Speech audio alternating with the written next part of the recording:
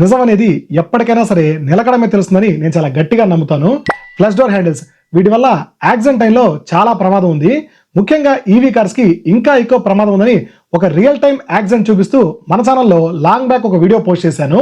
నేనేదో కావాలని కొన్ని కార్ బ్రాండ్స్ ని టార్గెట్ చేస్తున్నానని కమెంట్ సెక్షన్ లో కొంతమంది ఓవర్ గా రియాక్ట్ అయ్యారు. కట్ చేస్తే చైనా గవర్నమెంట్ 2027 నుండి ఒక్క కార్ లో కూడా ఈ ఫ్లష్ డోర్ హ్యాండిల్స్ ఉండకూడదని వాళ్ళ దేశంలో ఉండే అన్ని కార్ కంపెనీస్ కి ఆర్డర్ పాస్ చేసింది. పైన మీరు చూస్తున్న ఈవీ కార్ యాక్సిడెంట్ చైనాలో జరిగింది. యాక్సిడెంట్ తర్వాత కార్ కుండే ఫ్లష్ డోర్ హ్యాండిల్స్ లాక్ అయిపోయాయి.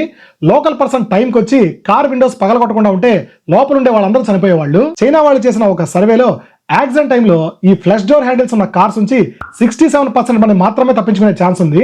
వేరేస్ ట్రెడిషనల్ డోర్ హ్యాండిల్స్ ఉన్న కార్స్ లో 91% మంది తప్పించుకునే ఛాన్స్ ఉంది. అందుకే సేఫ్టీకి ప్రయారిటీ ఇచ్చి ఈ ఫ్లష్ డోర్ హ్యాండిల్స్ ని పూర్తిగా బ్యాన్ చేయబోతున్నారు. సో అవేర్నెస్ కోసం ఈ వీడియోని వీలైనంత షేర్ చేయండి. అండ్ ఇంకా అలాంటి నిజాల కోసం మాత్రమే మన ఛానల్ ని తప్పకుండా ఫాలో అవ్వండి.